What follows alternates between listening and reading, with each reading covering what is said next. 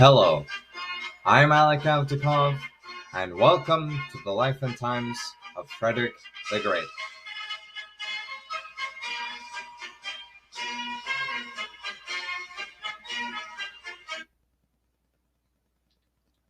I had a very eventful 2 weeks after I finished recording my last episode. I went up to Akron to watch some golf with my dad while also doing a whole bunch of homework at the same time, which derailed me from being able to work on podcasting. But I am here once again to fulfill your needs by beginning our discussion about Frederick's opposite, Maria Theresa. One last thing though, be sure to give me honest feedback by giving me reviews and ratings from wherever you listen. I really appreciate hearing from you, and I would specifically like to thank listener Mark P79 from Canada for such an amazing review. Thank you for your patience in waiting for me to publish this episode. I recently did something with the podcaster Emmanuel Dubois, who is the host of Lafayette We Are Here. Please go over there and give his podcast a listen. He deserves a lot more attention than he is getting. But yeah, I'll wait to give you all more details, but just go listen to everything he's published. Lafayette We Are Here. Please go check it out. Anyway, let's get to today's episode. Last week, we discussed the biography of Frederick the Great's opposite, the Habsburg ruler Maria Theresa. We covered her life up until Maria Theresa's father died from that infamous bowl of mushrooms. As I said in the last episode, her childhood was practically a fairy tale compared to Frederick's childhood. Another difference was that Maria Theresa could marry the man that she loved, whereas Frederick had to marry a woman that was, according to Frederick Wilhelm, quote, neither ugly nor beautiful. Frederick the Great treated his wife with utter disdain and much preferred the company of men. But anyway, this episode is about Maria Theresa, so let's focus on her. Maria Theresa was actually able to marry for love, which after reading so much about the political system of marriages at the time, is a breath of fresh air. The husband and wife duo of Francis of Lorraine and Maria Theresa were almost inseparable. I say almost because Francis went to war against the Turks in the late 1730s. That whole affair ended horribly, with Francis having to go back to Austria to go hunting. But the populace of Austria saw this as cowardice. How dare a foreigner take our army and lose interest in fighting after losing one battle? Maria Theresa and her husband actually ended up having to leave Austria for Tuscany and Italy in order to cool things down. The Austrians made peace with the Turks in 1739, and they lost Belgrade. The very next year, Emperor Charles VI died unexpectedly on October 20th, 1740. This is where I left you folks at in the story. Now let's see what happened, but from the Austrian perspective. So, directly after Charles's death, Maria Theresa appeared in the throne room with her father's advisors. It could clearly be seen that she was deeply mourning the death of her father. She looked rather pale and her eyes were flushed. With a shaky voice, Maria Theresa thanked the Austrian counselors for their loyalty to her father. Looking around, she noticed how truly out of place she was. She was not educated to rule. She was 23 years old and the ruler of one of the most powerful empires in Europe. Maria Theresa also noticed, while she was looking throughout the room, how old all of her father's advisors were. According to Nancy Goldstone's book on Maria Theresa, only one advisor was under 70 years old. With so little experience, one would think that men of experience would be a good thing for Maria Theresa. Except if you thought that, you'd be completely wrong. These guys were the same guys who told Charles VI, Maria Theresa's father, to go to war against the Turks, and we all saw how that bit him in the butt. I mean, the treasury was down to their last 100,000 florins, and the army could only count on 30,000 soldiers in an emergency. Things looked very bleak for the Habsburg Empire. And then suddenly, it got a lot worse for Maria Theresa. The Bavarian elector, Charles Albert, was married to a Habsburg princess, and he immediately claimed the inheritance of the Habsburg possessions. And of course, we all know that as soon as Frederick heard the news of the death of Emperor Charles, he began to plot to take over the province of Silesia from Maria Theresa.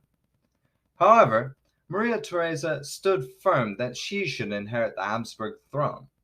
Not only would she inherit the lands, but she would rule. That's right, the woman who was only meant to ornament the court was going to rule the greatest empire in Central Europe. But she couldn't rule alone, so she promoted her husband to co-regent and in charge of the defense of the realm. However, this was against the advice of her advisors because the population was still against Francis after losing that battle to the Turks. This, according to the advisors of Maria Theresa, would work right in the favor of Bavaria and thus make the regime more unsteady than it already was. However, she paired that unpopular move with some reforms that were popular. She cut trees down from the imperial hunting grounds to give to the peasants for the winter.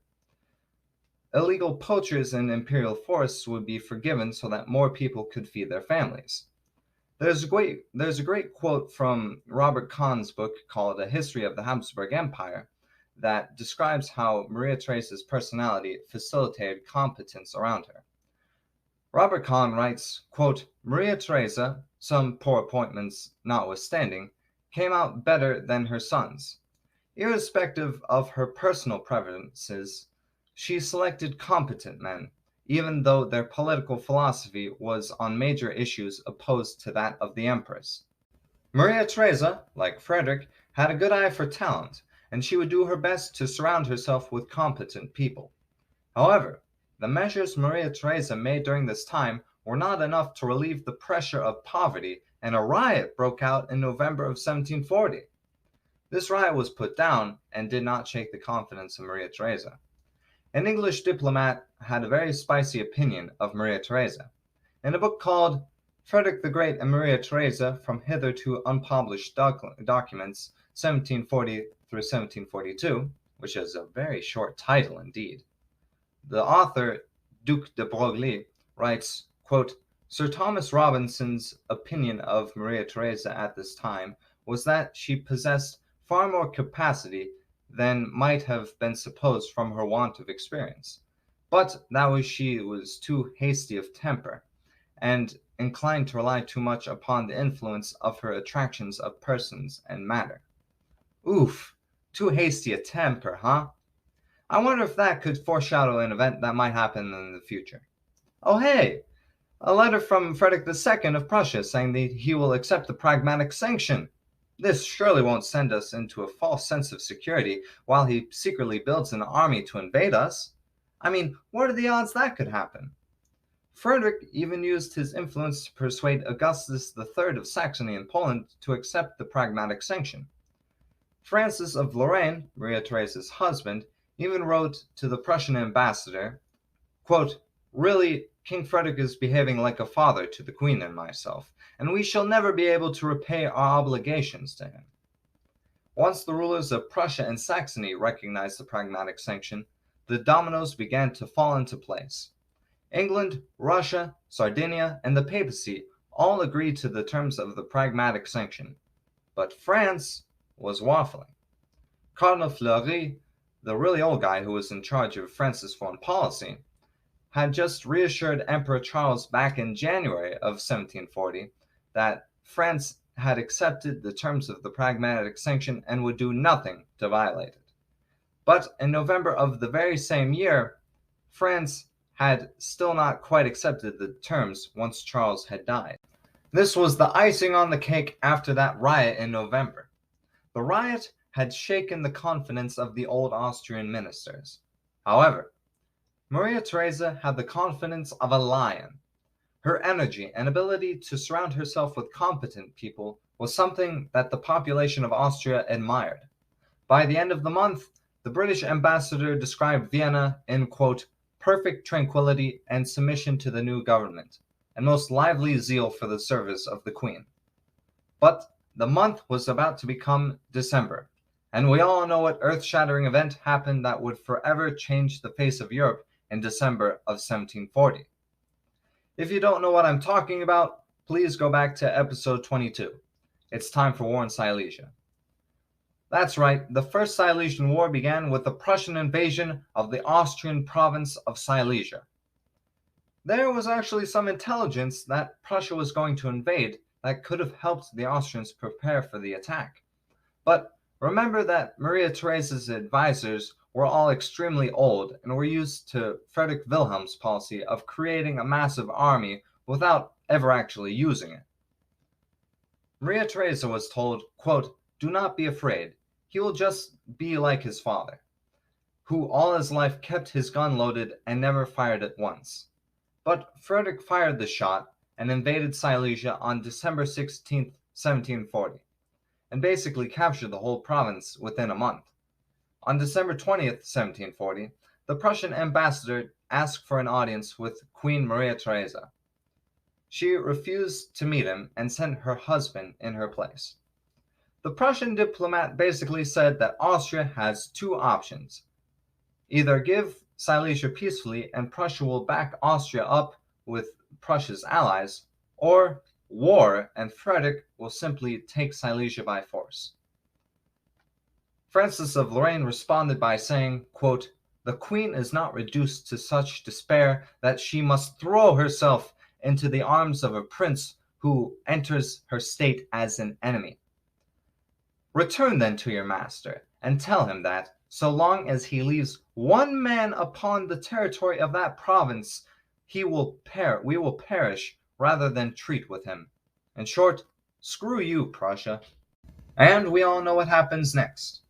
Field Marshal Neipperg is sent to raise an army of 20,000 in Moravia to drive the Prussians out. Then a major political victory occurred for Maria Theresa. On March 13th, 1741, Maria Theresa gave birth to a boy, the future Joseph II. This helped legitimize the reign of Maria Theresa as the boy was considered a gift from God. Then the Battle of Mollwitz happened. There's a whole episode on that, and I'm not going to go into detail. Austria had to rebuild the army, and Maria Theresa knew that there was one place that would give her manpower: Hungary. Maria Theresa, while pregnant, sailed on the Danube to Pressburg in what is today Bratislava, Slovakia, to become crowned the Queen of Hungary. A part of the ceremony was that she would have to wear this heavy robe of Saint Stephen, the first Hungarian king, and ride a horse up this hill while waving around a very heavy sword. Keep in mind that this woman is pregnant in the 1700s. It was believed that a cold wind might cause a woman to become sick and weaken the baby. But she managed to pull it off without a hitch. Good on you, Queen of Hungary. She would be crowned on June 25th, 1741. The Hungarian nobles promised 40,000 troops to be raised from Hungary, and only 20,000 would actually be given. For those 20,000 troops, the Hungarians managed to receive political concessions such as tax exemptions for all Hungarian nobles. They were also granted further autonomy and were not treated as another Austrian province. For this next bit, I'm going to do a blitz through the major events that took place to catch up where we are at in the narrative. France and Prussia became allies. There was a military maneuvering throughout the second half of 1741, and it looked as if the Allies might capture Vienna. In the winter, the tide turned against the Allies while Charles Albert of Bavaria was crowned the Holy Roman Emperor in Frankfurt. Then, in the spring of 1742, the Battle of Chotusitz occurred and the Austrian army was defeated. Directly after the battle, Frederick decided that 5,000 casualties in a single day was enough for him to look for peace. Maria Theresa, no matter how much she wanted Silesia back from the Prussians, knew that the losses against Frederick's army were not sustainable. If Frederick could be drawn out of the war, then Austria could focus on the fight against France. Thus, Austria could regain her strength and possibly retake Silesia in the future.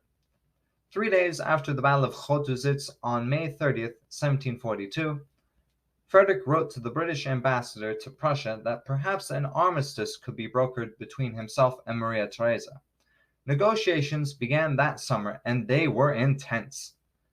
Frederick wanted Upper Silesia, the county of Glatz, and the territories of Königgrätz and Padubitz in Bohemia. Maria Theresa hardly wanted to give up Silesia and let others know vehemently that nobody would be touching Bohemia. One time, Maria Theresa burst out, quote, "I will not let it be touched, even though the King of England should ask it of me at the head of his parliament. I would rather bury myself under the ruins of Vienna." Frederick then limited his demands to Upper Silesia and Glatz.